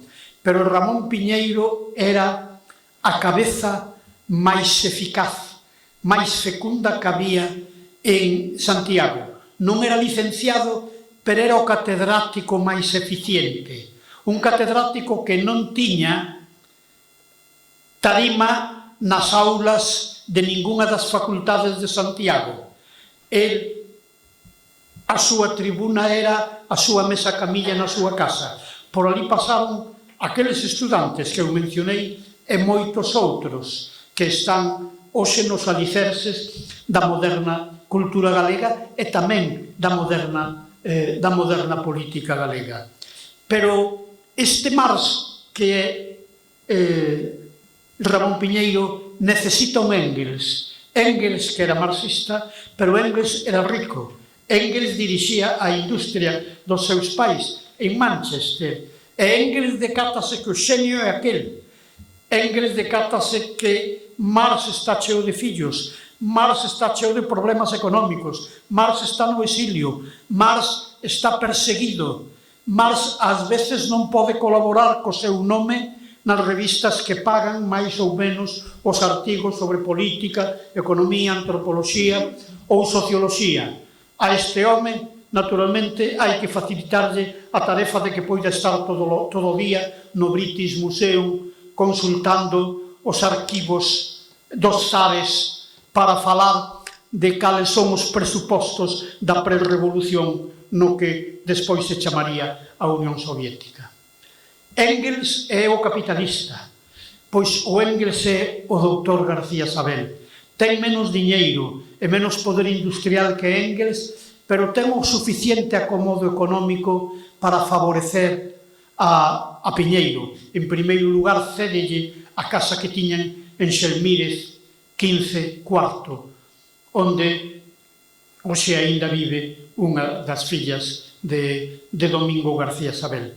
Sin este binomio, este Marx, Ramón Piñeiro, este Engels, Domingo García Sabel, non se entende a Editorial Galaxia. Como, señoras e señores, xa que estamos falando de Marx e de Engels, do marxismo, das condicións dialécticas da existencia, forzosamente hai que falar de política. E quen pode facer política? Quen pode facer política baixo unha dictadura? Porque o que fai Galaxia é política tamén. Por iso lles proíben libros, por iso, sen dúbida, lles censuraban a correspondencia, etc., etc., etc. Pero poden facer política aqueles que teñen poucos problemas familiares. Don Ramón Otero Pedrallo non ten fillos, Piñeiro non ten fillos, Xaime Isla non ten fillos, Fernández del Riego non ten fillos. Os homes fundamentais de Galaxia non teñen fillos. Os revolucionarios, moitos deles, non tuveron fillos. Dous revolucionarios, Cristo e Don Quixote. Non sei cal é o literario e cal é o real. Tanto ten. Aquí non vimos discutir iso. Non tiveron fillos. Como non tiveron fillos, enfrontáronse co poder. Porque se eles van á cadea, non hai fillos que morren de fame. Se eles van ao exilio, non hai fillos que os choren. E o seu corazón non sofre. Isto é moi importante para entender a editorial Galaxia. Que 5 ou 6 dos homes fundamentais non tiñan fillos e podían adxudicar a unha empresa que daquela era ruinosa porque non se vendían libros. Do primeiro libro de don Ramón Cabanillas, que tiña tanto prestixio, probablemente non se venderon en 5 anos máis de 100 exemplares. Iso era ruinoso, pero ali estaba o pequeno caudal destas persoas que non tiñan que mandar un fillo á universidade, que non tiñan que mandar un fillo a Londres a aprender inglés. Non, eso sí o tiñan que facer aqueles que tiñan fillos. Pois ben, por iso o meu artigo se titula, e é casi un resumen do contido, 70 anos da editorial Galaxia, que foi no esencial un programa político-cultural para Galicia, consideración xeral cunha incursión especial no Carlos Marx, Ramón Piñeiro, e no Federico Engels, Domingo García Sabel, daquela empresa editorial. Se teñen paciencia, lean esta tarde. Moitas gracias.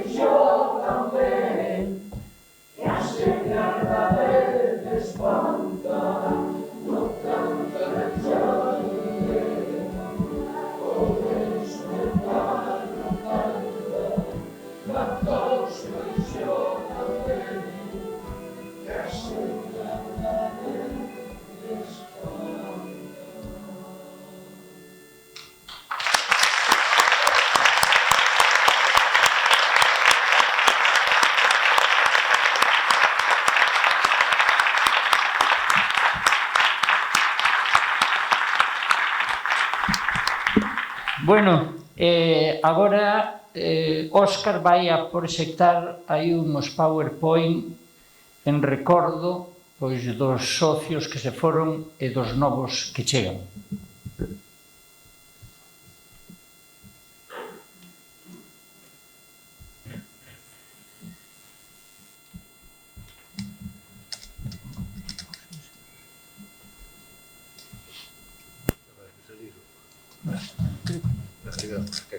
Sí.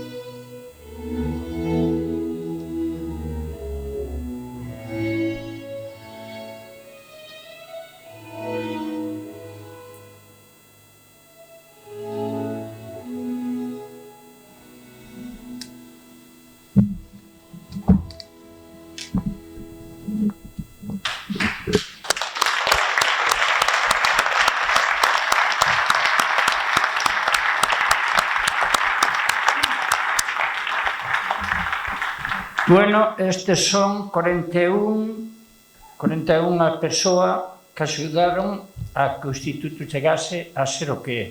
Xa desapareceron, pero agora dámoslle benvida aos novos.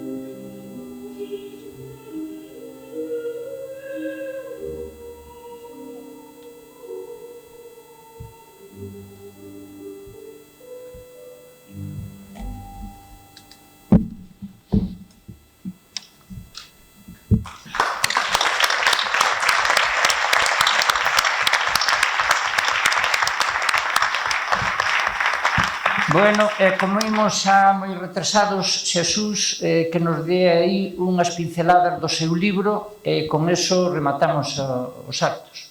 Xesús vai nos falar do románico na comarca do Ribeiro. Non te estendas moito porque senón non cho len.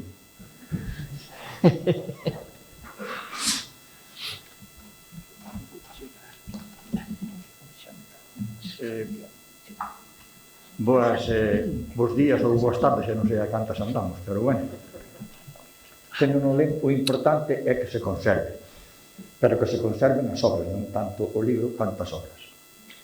En primeiro lugar, quero dar as gracias ao Instituto do Carballiño, ao Instituto de Estudios Carballiñeses e ao seu presidente Avelino Moleiro, porque gracias a eles puido ser posible que este libro, que fala do románico na comarca do Ribeiro, se fixera a realidade. Moitas gracias. Non cabe dúbida de que Galicia é unha terra de cultura milenaria que aínda conserva, a pesar de todas as desfeitas que se realizaron a través dos séculos, un patrimonio singular e único que vai máis alá de todos os estragos que se foron levando a cabo sen control de ningún tipo, por causa moitas veces dun descoñecemento total do valor das obras que nos legaron a través dos séculos, sobre todo os canteiros da Idade Media, dos que a maioría non sabían ler nin escribir, pero sabían acariñar a pedra, sabían moldeala, sabían interpretar os momentos máis singulares e destacados da vida e darlle sentido casi eterno a esas situacións, facendo posible que as visións que eles tiñan chegaran hasta os nosos días.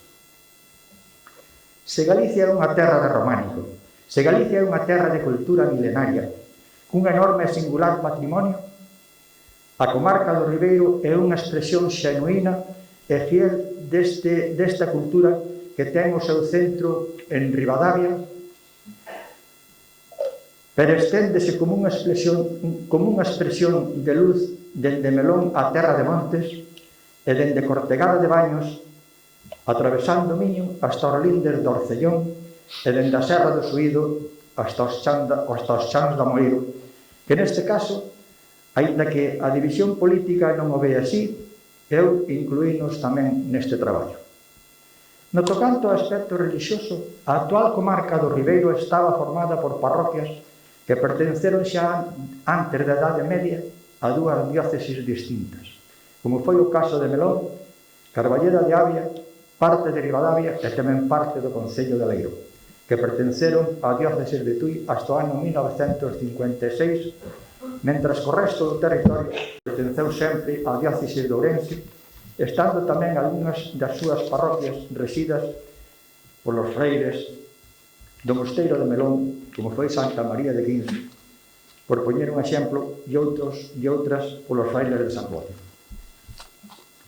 Pois ben, falando do noso patrimonio cultural, neste caso, fixeime únicamente no románico, que, como sabemos, en Galicia, un pouco a diferenza do resto de España e de Europa, é o noso estilo por antonomasia. Casi diría o noso estilo autóctono que o podemos encadrar entre os séculos XI e XV e ás veces hasta un pouquinho máis acá. Despois virán o neoclásico galego e o barroco, que de momento deixarémolo de lado. Algúns destes monumentos foron restaurados con máis ou menos fortuna, pero outros tiveron a mala sorte de que eses restauradores non deixaran nada da súa fisionomía original, senón que cambiaron por completo non só a súa estrutura, senón tamén o seu estilo.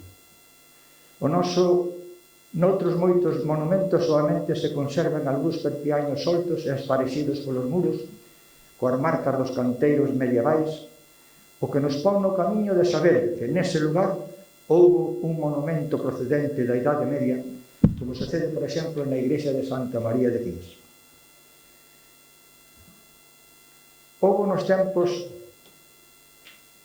desas grandes reformas que se fixeron sobre todo nos séculos XVIII e XIX, un costume que durou casi hasta os nosos días, que consistía en enterrar sobre todas as pedras que contiñan figuras por consideralas sagradas na cimentación dos novos edificios e tamén nos adros. Así atopamos en ocasións nos libros parroquiais, sobre todo nas visitas dos bispos, con motivo das confirmacións, onde mandaban enterrar un santo ou calquer outro elemento sagrado porque consideraban que estaba deteriorado ou que xa non prestaba o servicio adecuado. Por iso, moitos dos capiteis, das columnas, dos tímpanos, das pías bautismais e outras pezas que formaron parte durante séculos das nosas maravillosas iglesias románicas están a dormir ao sono dos xustos nas cimentacións das iglesias, nos recheos dos muros e nos adros. Neste traballo que estamos a presentar hoxe, non só procurei que estiveran as iglesias que conteñen elementos románicos máis ou menos abundantes. Tamén tratei de sinalar e describir as pontes de orixe medieval, os castelos e os artegos antropomorfos. Hai uns que me trouxeron de cabeza durante un tempo. Oíra falar deles, pero nin veciños nin forasteiros sabían onde estaban. Por fin, puiden coñecelos gracias a un canteiro que se chama Aldón Torres, que me acompañou hasta a pedra exenta onde están esos sarcófagos. Dende aquí, Aldón, moitas gracias. Pero non pararon aí as miñas quebraduras de cabeza. A donde foron parar o resto dos sarcófagos? Por que se fixeron sobre un penedo na actualidade exento tal cantidad deles? Viviron polos arredores deste lugar eremitas que deixaran o seu sinal neste tipo de enterramentos? 1004 preguntas sin resposta, ademais das fotografías e todo o canto teño de momento sobre os 7 artegos antropomorfos do Orega. Ademais de moitas iglesias fantásticas, como poden ser, por citar algunhas, San Xoán, Santiago ou Santa María da Oliveira en Ribadavia, Santa María de Melón, Santo Tomé de Serantes ou Santa María de San Clodio, que son monumentos para admirar hasta o infindo, tamén hai aquí nesta comarca algo sumamente especial. Unha parte moi importante das murallas medievais da vila de Ribadavia. Foi unha sorte para o noso patrimonio que se lles acabara o presuposto que tiñan para desfacelas. De non ser así, hoxe estaríamos rayando nunha perda sen remedio e sen volta atrás. Pero gracias a ese pequeno detalle, hoxe podemos admirar, contemplar e estudar esa enorme riqueza que nos legaron os que viviron en plenitude da Edade Media e pasear e gozarnos dun bo anaco daquelas murallas que trouxeron de cabeza as tropas do Duque de Lancaster cando andou por estas terras. Tratei de fotografar, de escribir e aportar o maior número de datos posibles dos máis de 80 monumentos, algúns deles moi pequenos, que aparecen neste libro, cando estes os puiden conseguir e contrastar, que non sempre foi tarea doada. Seguramente caberá nestas nosas parroquias do Ribeiro moitos máis elementos medievais que me pasaron desapercibidos. A pesar de que fun con todo o meu empeño por todas e cada unha das parroquias dos 11 concellos que compoñen esta comarca, xa que tamén incluín aquí o concello da Moeiro. Tamén aparece neste libro, ao final de todo, unha referencia a un castelo que pertenceu á comarca do Carballiño. Refírome á fortaleza de Xuencos. Cando se editou o libro sobre o románico na comarca do Carballiño, se tiña toda a documentación que aquí aparece. O que non conseguira fora chegar ao sitio onde se di que estuvera esta fortaleza.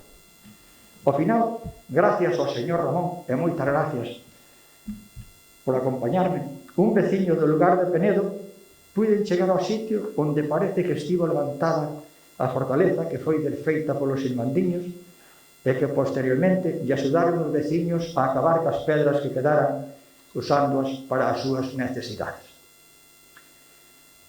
Tamén fago mención dunhas 15 eiras que hai nesta comarca cos seus sorrios, que aínda que non son da época medieval, estamos tan unidos a eles que forman parte das nosas devocións máis profundas, polo que me pareceu ben traelos aquí como testemunhas dunha parte da nosa cultura popular, porque os hórreos foron capaces de conservar o pan de cada día durante todo un ano para a subsistencia das familias que se xuntaban os domingos na iglesia para asistir a misa e compartir o pan de cada día durante o ano gracias a estas construccións que tanto se asemellan, como dixo Castelao, ás ásidas das nosas iglesias románicas.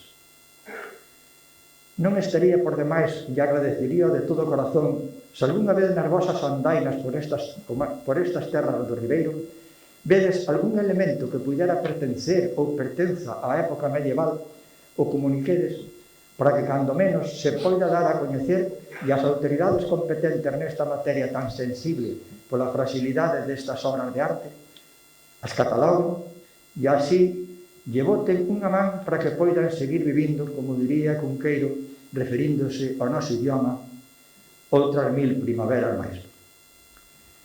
Como este libro quere ser unha pequena homenaxe aos canteiros que fixeron posible que despois de tantos séculos poidamos seguir admirando, contemplando e sentíndonos orgullosos das súas obras, non podo menos de rematar con as palabras do verbo, a lingua que eles usaban para comunicarse entre sí e sentir deste xeito que a palabra volve a ornamentar os capiteis, os canzorros, as duelas dos arcos, as columnas e os muros que sustentan toda esta arquitectura eterna que nos legou esta xente. Alfinas de todeito dos tempemes, probáveis o eternemes vaidor, porque ya estistes polo de un do todeito moureando, cos escuros, cos ferronchos e as calmotas, para mariñar casarre as máis toxidas, xarúas de Valtra que axafuran, as cibas onde morian os zoinas e os humanos, as xiches e dangles queicas, nas que todeita a terraeira lle quiria ao novizfeico. Nada máis.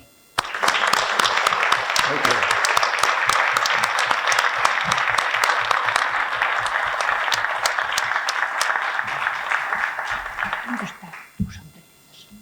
Que entren. Os que entren.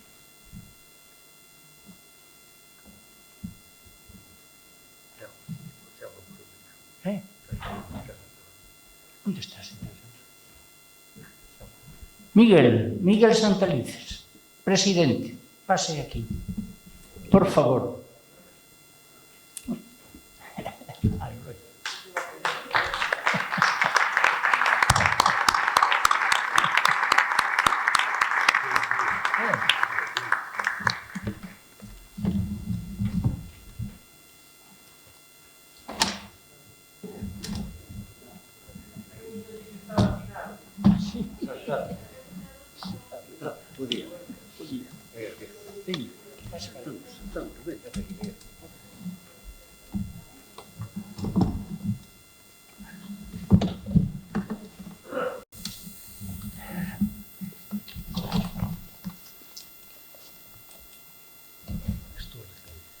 Bien, pois chegamos ao final do acto. Entón, vamos a dar a palabra ao señor alcalde do Carballiño para que logo clausure o señor presidente do Parlamento. Bueno, vou ser moi breve, dadas as horas, agradecer ao Instituto de Estudos Carballiñenses que leven o nome do Carballiño polo mundo adiante e recordaros a todos que vou a permitirme como alcalde modificar as palabras de Fariña Xamardo para cultura, carne, pan, viño e pulpo o Carballiño.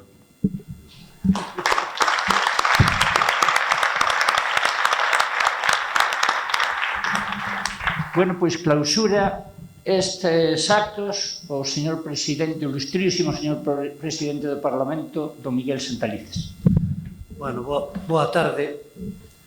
Colleume así un pouco desprotexido o meu amigo Avelino, porque veño ademais así en roupa cómoda porque hoxe tiven a sorte de que me puxeran a segunda dosis da vacina. E entonces hai que lle facilitar aos sanitarios para que poidan facer ben o seu traballo, ir con roupa cómoda para non crearlle xa máis problemas dos que hai en si. Bueno, eu encantado de que me invitarades para compartir con vos este día. Alégrame moito velos, que estén todos ben.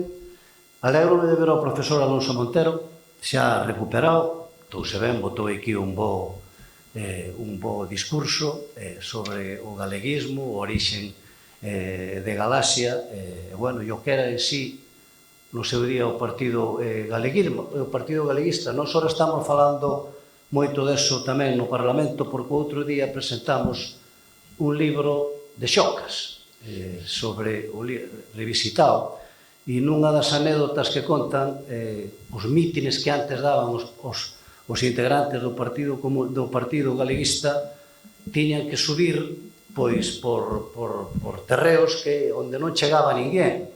Ali de onde son eu, por a terra da Baixa Limia, por Bande, foron un día a dar un mítin alá a Sanxés, foi don Ramón Otero Pedrallo, foi Castelao e foi Antón Losada. E estaba ali no mítin a nai de Xocas, de Xoaquín Lorenzo. E ao ver como falaba don Ramón Otero Pedrallo, pois quedaronse todos asombrados. E unhas mulleres xa de certa edad que estaban ali diante, ao escoitar falar a don Ramón, comentaron entre elas: que ben fala este home, quen poidera ser noviña para poder merecelo. Esta é a expresión que a nai de Xocas lle contou a don Xoaquín. Tamén, pois un recordo para o catedrático de Constitucional Varela Suárez Carpena. Eu tuve a sorte de conocer o seu irmão, pero neste ano no que estamos celebrando os 40 anos do Estatuto e os 40 anos do Parlamento, todo eso foi posible gracias á Constitución tamén. E entonces un home constitucionalista desta terra, como era Daniel, neste caso, irmão de Daniel Varela, que é o compañeiro Joaquín Varela Suárez Carpena, pois tamén un recordo para ele. Desde logo, sempre recordar e pôr en valor, como estamos facendo no Parlamento neste momento, coa celebración dos 40 anos do Estatuto e os 40 anos que celebraremos o 19 de decembro, do que é o nacemento do noso Parlamento, por en valor a Constitución. E eu, con isto, pois xa me despido de vos, encantado de estar aquí, como digo sempre, moita saúde e moita sorte para todos. Moitas gracias. Bueno, pois con isto rematan os actos e a Kenya vainos a cantar e nos con ela o himno galego. Moitas grazas por a súa asistencia.